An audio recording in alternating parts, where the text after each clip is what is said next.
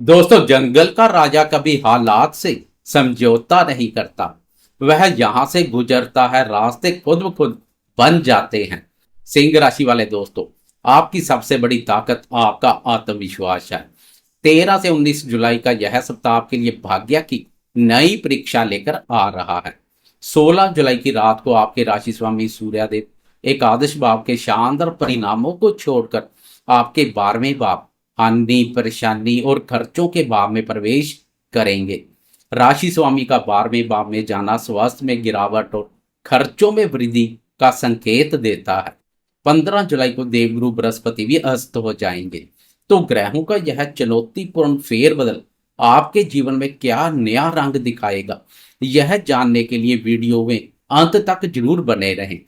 नमस्कार दोस्तों, मैं हूं आपका अपना एस्ट्रोलॉजर दोस्त राजेश कालिया और आपके अपने पसंदीदा और विश्वसनीय चैनल अक्षित एस्ट्रो मास्टर में आपका बहुत बहुत स्वागत है। मेरे सिंह राशि वाले दोस्तों, कैसे हो आप? दोस्तों, सबसे पहले एक नजर डालते हैं इस सप्ताह की ग्रह गोचरीय स्थिति पर। आपके प्रथम भाव आपकी अपनी सिंह राशि में शुक्र देव और केतु महाराज की युति बनी हुई है। सप्तम भाव दंपत्य भाव में राहु महाराज विराजमान है। अष्टम भाव में कर्मफलदाता शनिदेव मजबूती से डटे हुए हैं। इसे अष्टम ढैया भी कहते हैं। दसम भाव कर्म स्थान में मंगल देव संचार कर रहे हैं। आपके एकादश भाव लाभ स्थान में सप्ताह की शुरुआत में सूर्य देव और बुध देव की स्थिति इत्यादि लाभप्रद बनी हुई है। 12वें भाव में देवगुरु बृहस्पति गोचर कर रहे हैं। 15 जुलाई को गुरुदेव अस्त होंगे और 16 जुलाई की रात को सूर्य देव भी अपना राशि परिवर्तन करके आए भाव से निकलकर वय भाव 12वें भाव में प्रवेश कर जाएंगे। अब बिना किसी देरी के आपके जीवन के महत्वपूर्ण क्षेत्रों पर बात करते हैं। सबसे पहले बात करते हैं आपके स्वास्थ्य की। आपके प्रथम भाव में शुक्र और केतु की युति बनी हुई है, जो मानसिक उलझन या त्वचा से जुड़ी परेशानी दे सकती है। अष्टम भाव में बैठे शनिदेव भी आपको हड्डियों या जोड़ों के दर्द से जुड़ी समस्या देने का प्रयास करेंगे।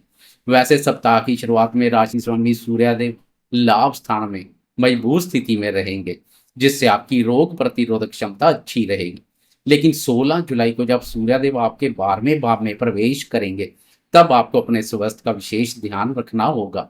शारीरिक थकान, आंखों में जलन या अनिद्रा की समस्या परेशान कर सकती है। बाहर के तले भुने भोजन से पूरी तरह परहेज करें और सुबह योग अवश्य करें। आर्थिक स्थिति की बात करें तो यह सप्ताह मिले जुले परिणाम लेकर आएगा। शुरुआती दिनों में लाभ भाव में बैठे सूर्य और बुध आय के नए स्रोत पैदा करेंगे। रुका हुआ पैसा वापस मिल सकता है। व्यापारी दोस्तों के लिए भी यह स्थिति लाभप्रद रहेगी। लेकिन 16 जुलाई को सूर्यदेव के 12वें भाव में जाने से खर्चों में अचानक वृद्धि देखने को मिलेगी। आपको अपनी सुख सुविधाओं या पारिवारिक जरूरत पर बड़ा धन खर्च करना पड़ सकता है। दिखावे के चक्कर में अपना पैसा बिल्कुल भी बर्बाद ना करें। 15 जुलाई को गुरुदेव अस्त होने से खर्चों पर नियंत्रण रखना मुश्किल होगा। वैसे पूरे सप्ताह बुध का लाभ आप अपने भाव पर संचार आय के स्रोतों को भी मजबूती प्रदान करेगा। बुध की शुभता से खर्चे कोई चिंता परेशानी का कारण नहीं बनेंगे। फिर भी फालतू के खर्चों पर लगाम लगाने की आवश्यकता रहेगी। विदेशी कंपनियों या इंपोर्ट एक्सपोर्ट का व्यापार करने वाले दोस्तों के लिए सूर्यदेव का यह गोचर सहयोगी रहेगा।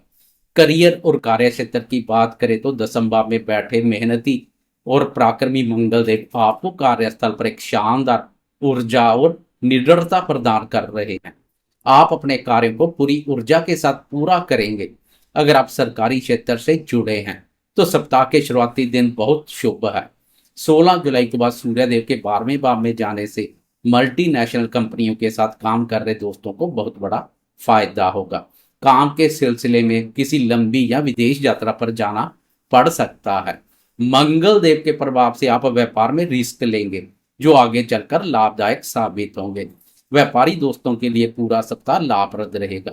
पूरे सप्ताह लाभ भाव पर बुद्धि, वाणी और व्यापार के कारक बुध का अपने भाव पर संचार विभिन्न स्रोतों से लाभ के मौके पैदा करेगा। वह दोस्त जो सरकार या सरकारी टेंडर से कोई जुड़ा कार्य करने जा रहे हैं तो 16 जुलाई तक करना अधिक बेहतर रहेगा। 16 जुलाई के बाद सूर्य के सहयोग में कुछ कमी रहेगी। बात करें शिक्षा की तो एकादश भाव में बुध देव की दृष्टि सीधे आपके पंचम भाव पर पड़ रही है। यह प्रभाव विद्यार्थियों की बुद्धि को बहुत कुशाग्र बनाएगा। प्रेम संबंधों की बात करें तो प्रथम भाव में बैठे शुक्रदेव आपको रोमांटिक बनाएंगे, लेकिन केतु की उपस्थिति के कारण प्रेमी के साथ गलतफहमी पैदा हो सकती है। प्रेमी एक दूसरे पर विश्वास बनाए रखें, विश्वास में कोई कमी ना करें।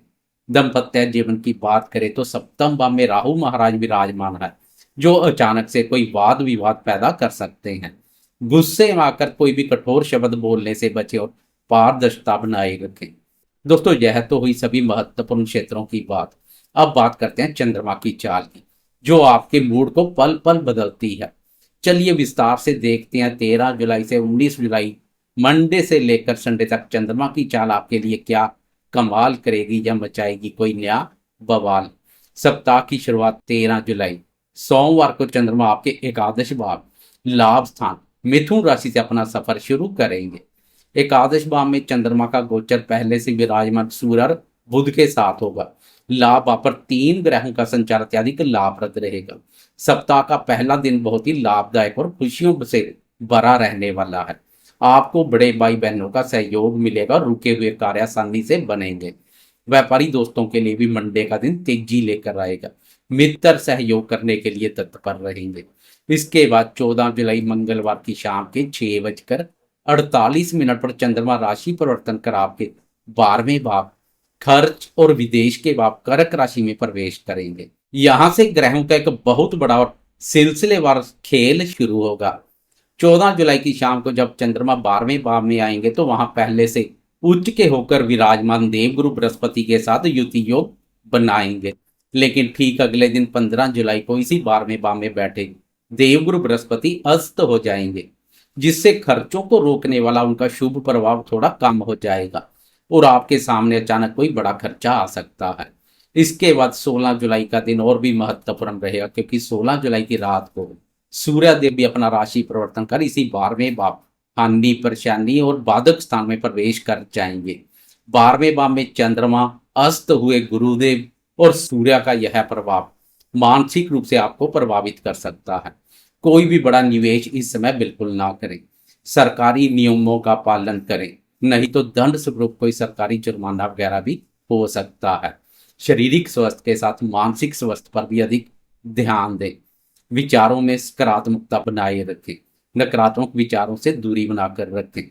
इसके बाद 16 जुलाई की रात के 7:51 पर चंद्रमा अपना राशि परिवर्तन कर आपके प्रथम भाव आपकी ही राशि सिंह राशि में आ जाएंगे।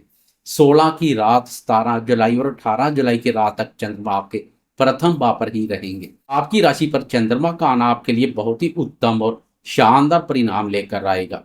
आपका आत्मविश्वास पूरी तरह से लौट आएगा और आपके व्यक्तित्व में एक गजब का आकर्षण देखने को मिलेगा। आप मानसिक रूप से बहुत अधिक प्रसन्न, तरोताजा और सकारात्मक ऊर्जा से भरे रहेंगे। शुक्र और केतु के साथ होने के बावजूद चंद्रमा का यह गोचर आपके बिगड़े हुए कामों को बनाएगा और दाम्पत्य जीवन में भी मधुरता लाएगा।